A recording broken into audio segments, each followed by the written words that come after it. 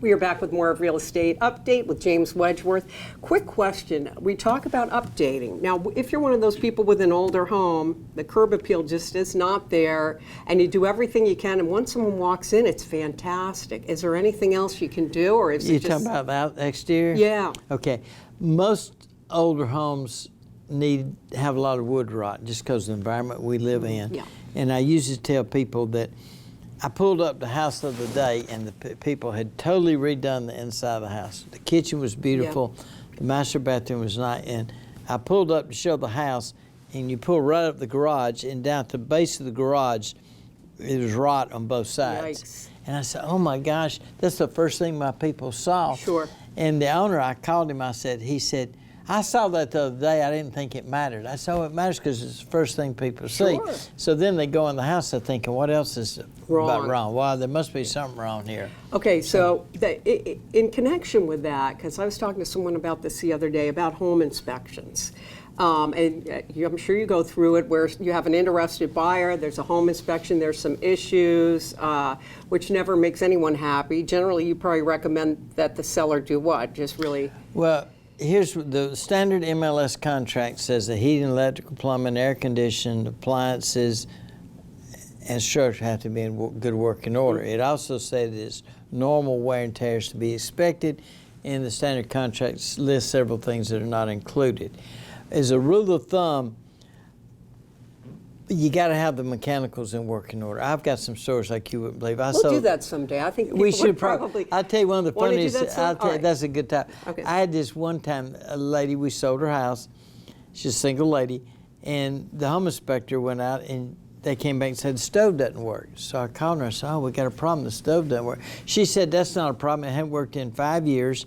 There's a lot of good restaurants here. Just give the people a list of the restaurants. I said, well, I know you eat out, but people expect the stove to work. So the mechanicals need to be working. Right. And we're running into a problem with that. The rub, and we could do a whole program on this, the rub comes under the definition of what's normal wear and tear. Cosmetically, there are cracks in tiles, countertops, housekeeping items like filters. I don't even want to bring this up, but I'm going to. What about termites? Well, you have to get a termite letter. Your attorney has, but that's usually not a problem. That's right. Okay. The problem is usually the home inspection report, because what happens is the buyer comes in and says, I want all these items fixed, and the seller says, well, I fixed this and this, but I'm not going to fix this. And I said, well, you signed a contract that said that the mechanical's going to be in working order. And then people always tell me, well, I sold it at a good price. I said, I agree you sold it at a good price, but the AC has to work. Sure. So we run into a problem there, and it's our job. I have one assistant that works with me. Her job is basically full-time trying to solve those problems.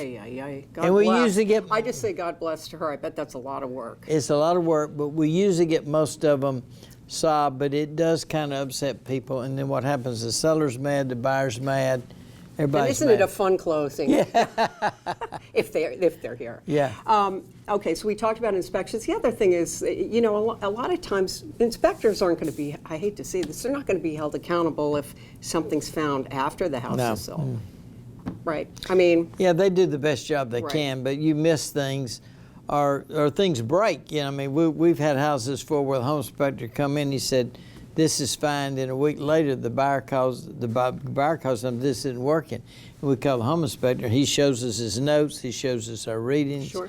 It was working at the time. It was working at the time. Okay. What about realtors?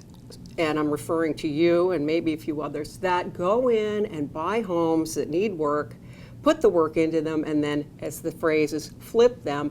Does that, to me, it suggests a confidence in the market. Is that true? Yes, it does. I tell you what's really helped that is HTV.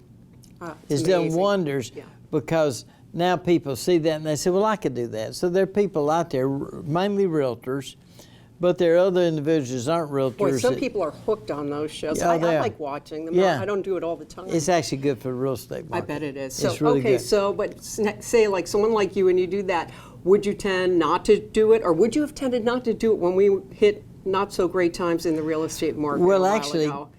Or did you do it then? That's an when you do it. Yeah, I got it. Yeah. Because when the market's slow, the Sure. prices are low. They're motivated sellers, and people take the position. Well, I'll sell my house at X because I don't want to do this work. Right. And then there's some young guys out there that will buy them, go in and fix them up, and sell them. And what's amazing, they sell usually quickly. I know. Well, that's because they fix them up and they do fix what them needs up. to be done. They show perfect, and the competition doesn't show perfect. And because they show perfect, they sell. And that there is your point right there, that that's what you need to do, and they'll move more quickly. Far more money. Yeah. All right. How about the market? We've got about 5 minutes left. How was it this summer? We're moving into fall and winter. I think you tell me that winter's kind of a slow time. Usually the market is good in October and November. okay, It yeah. slows in December. January starts picking up in Okay. February. This summer was better than this fall so far. Okay. I don't know exactly why. If somebody out there's in the listening audience that knows why, please give me a call or email me. You can always reach me. But we seem to be a little slower the last couple of months. I think it has to do a couple things. I think there's a lot of political Uncertainty. Yeah, there's a lot of hatred, and I don't even watch the news as much as I used to, for that reason. And with that uncertainty, people maybe want to hold off till things Okay, get well, resolved. you got election year next year. Yeah, that's a big deal too. Traditionally, Allie, in our market, every 4 years we have a little slump around election time because people wait. So we don't want to make a decision until after the election. I don't want to get political. It's not a political show. I could give you my opinion. We'll do that after we're done. But it does affect real estate pricing. And when the news is bad on TV, people aren't in a good spirit and they don't buy. And that's why I think the market's been a little slower this fall than I would like to see it. But I hope it picks up. Yeah. It should. The We've still weather's got, great. yeah, I mean, we've got some time left here. It's interesting because before the holidays, remember, I think it was when you and I were talking and taped a program, the market, we were talking about that was shooting down like 300, 400 points and stuff. That hurt. But you see it now, of course, after we tape this and it's on the air, that'll happen again. But that slows things down. The stock market has a direct effect on the real estate market. Okay. Is that more so with second homes? More so with second homes than primary. I mean, if you're living in Nashville, Tennessee, and you take a job on Hilton Head, you move, you're going to buy a house. Sure. So the primary market has been much stronger than the secondary market because we do have everybody wants to move to Hilton Head. I mean, if they're given a chance, they all want to come here. But the second home market's a little slower. The hurricanes haven't been very helpful. No, but thank goodness this summer was not as bad as. Yeah, we had one scare. Yeah. The scare sometimes just is It's bad just, too. is it just as bad It's almost? just as bad, and we've had a couple of them. But they have not helped our market as anybody with common sense could figure out. Sure. But we got a lot of things going for us too. Mainly the things going for us are the natural beauty, the weather, the community. The beach is just unbelievable. The beaches are great. Golf, tennis. The intercoastal waterway, the Sure. boating. Yep.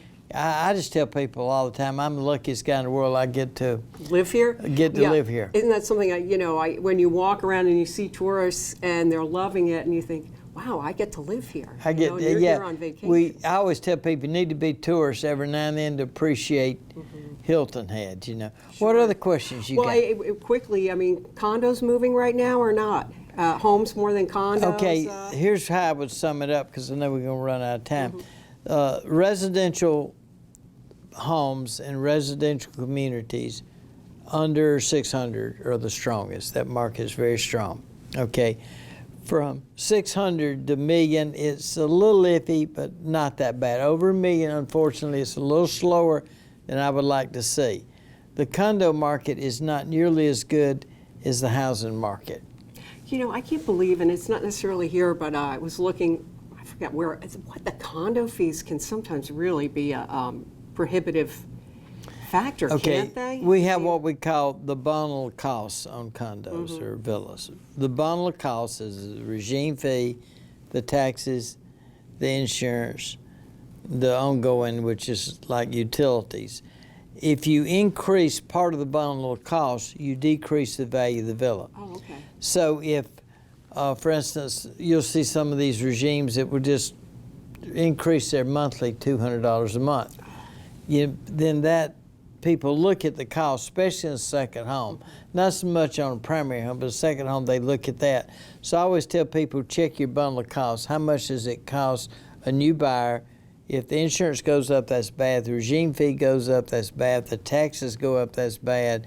It hurts value. The second home tax has been a real drawback to the condo market. I wish our politicians are. I thought we weren't getting well, political. I'm talking about okay. local You have 10 politicians. seconds. I want them to understand that when you increase second home tax, you devalue the villa market. I get it. Definitely. All right, we'll talk some more next time. It's always a pleasure. I was You're gonna so say, much great fun. to see you. I and, love this. Let's do it again I love soon. talking to you. Thank you. Okay. And thanks for watching. We'll see you the next time.